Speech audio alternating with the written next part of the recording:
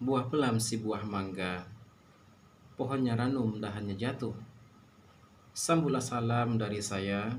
Assalamualaikum warahmatullahi wabarakatuh.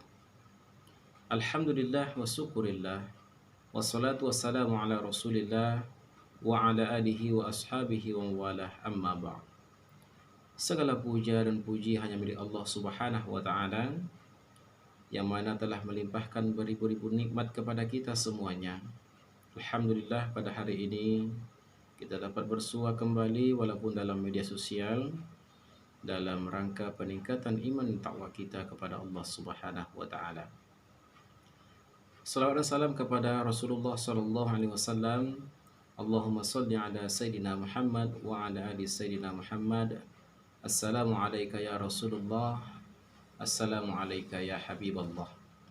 Mudah-mudahan kita senantiasa istiqomah mengikuti sunnah-sunnah Nabi. Insya Allah kita akan mendapatkan syafaatnya di hari kemudian. Amin ya rabbal alamin.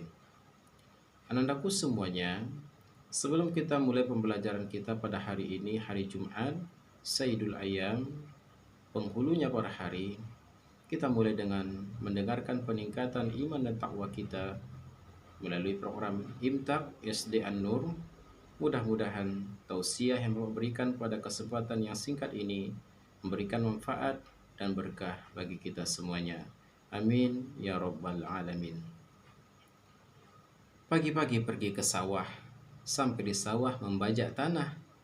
Walaupun kita masih belajar dari rumah, tetap semangat, pantang menyerah.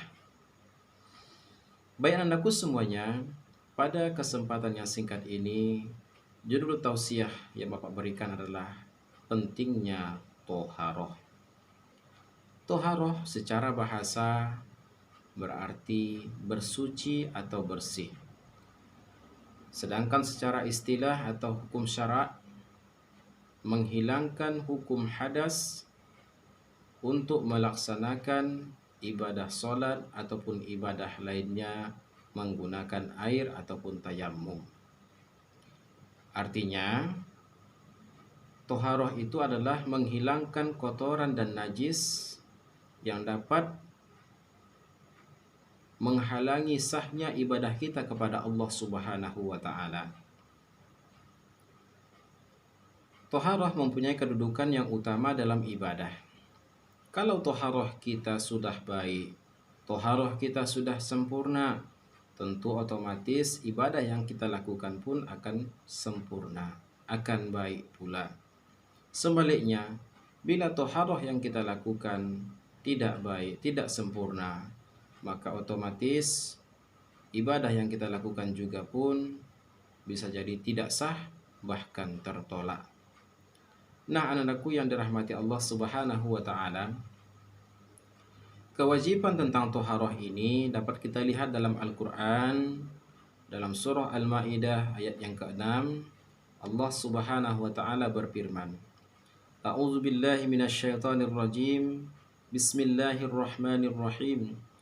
Ya ayyuhalladzina amanu idza kumtum ilas shalah fa'silu wujuhakum wa aydiyakum ilal marafiq wamsahu biru'usikum wa arjulakum ilal ka'bain wa in kuntum junuban fattahharu. Yang artinya, wahai orang-orang yang beriman, apabila kamu hendak menunaikan ibadah solat, maka basuhlah mukamu dan kedua tanganmu sampai siku, dan sapulah kepalamu, dan basuhlah kaki sampai dua mata kaki. Dan apabila kamu dalam keadaan junub atau berhadas besar, maka mandilah. Ila akhir ayat. Baik anakku semua yang dirahmati Allah Subhanahu wa taala, inilah dalil landasan perintah Allah kepada kita untuk toharah, untuk bersuci. Dalam surah Al-Baqarah ayat 222, Allah Subhanahu wa taala mengingatkan kita kembali tentang pentingnya toharoh, yang mana bunyi ayatnya adalah sebagai berikut. A'udzubillahi minasyaitonirrajim. Innallaha yuhibbut tawwabin wa yuhibbul mutatahhirin. Sesungguhnya Allah mencintai orang-orang yang bertaubat dan mencintai orang-orang yang mensucikan dirinya. Allah cinta kepada orang-orang yang senantiasa bertaubat, menyesali akan segala dosa maksiat yang pernah ia lakukan kepada Allah Subhanahu wa taala, dan mencintai orang-orang yang mensucikan dirinya. Anak-anakku semuanya yang Bapak sayangi, toharoh ini dibagi kepada dua. Yang pertama adalah toharoh lahiriah, bersifat fisik, bisa kita lihat.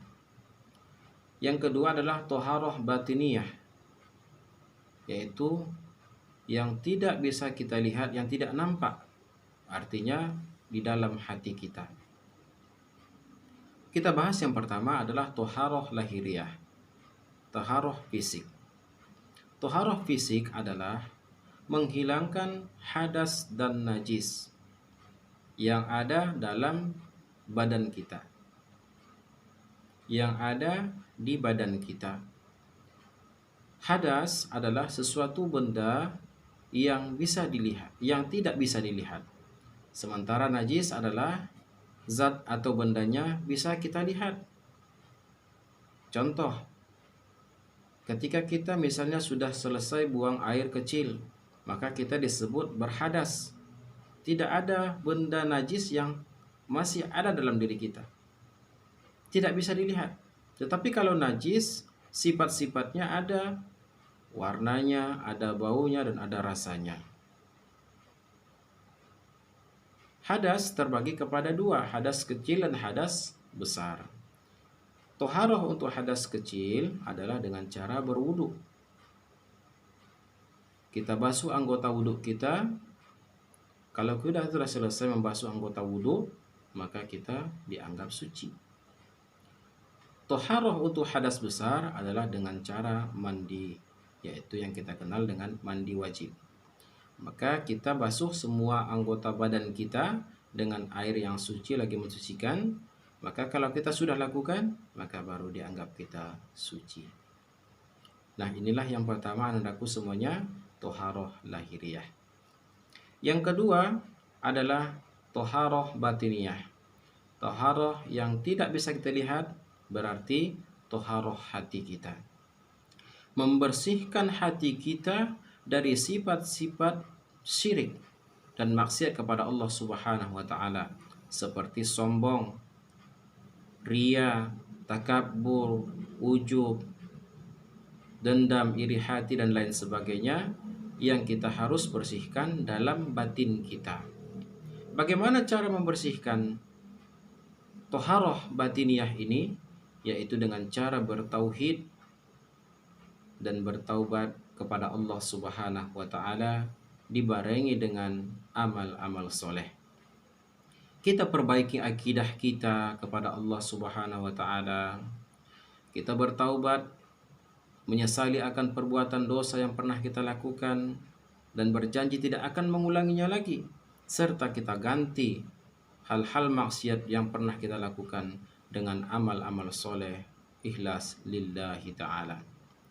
Anandaku yang dirahmati Allah Subhanahu wa ta'ala, maka toharoh batiniyah ini mempunyai peran yang penting bagi toharoh lahiriah. Tidak akan diterima, tidak akan dinilai oleh Allah Subhanahu wa ta'ala toharoh lahiriah kita ini ketika melakukan amal ibadah kepada Allah tanpa kita iringi, kita barengi dengan toharoh batiniyah. Melakukan ibadah kita kepada Allah Subhanahu wa ta'ala, tetapi hati kita masih penuh dengan syirik. Syirik yang paling kecil adalah ria, mengharapkan pujian daripada orang lain. Maka ketika kita melakukan ibadah itu masih ada sifat ria, masih ada toharoh batiniyah kita yang belum selesai, maka ibadah yang kita lakukan, toharoh lahiriah kita yang awal kita lakukan, tentu tidak akan bernilai di sisi Allah Subhanahu wa ta'ala. Nah, anak-anakku yang Bapak sayangi, kita ketahui begitulah sempurnanya Islam mengatur kehidupan kita sampai masalah toharoh. Maka para ulama kita mau menjelaskan setiap kitab-kitabnya itu, bab yang pertama yang dibahas adalah tentang toharoh. tentang kesucian, membersihkan diri dan batiniah kita. Anak-anakku yang Bapak sayangi, semoga dirahmati Allah Subhanahu wa taala.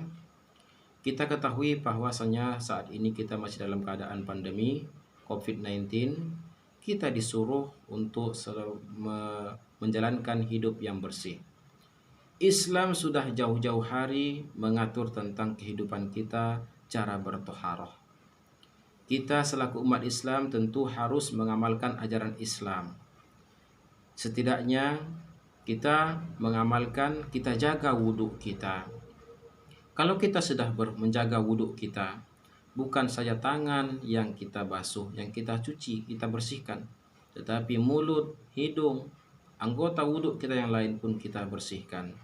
Semoga dengan senantiasa kita menjalankan ajaran agama Islam ini, yakin dan percayalah bahwa kita bisa terhindar daripada wabah-wabah penyakit virus yang saat ini sedang berjangkit di daerah kita ataupun di seluruh dunia.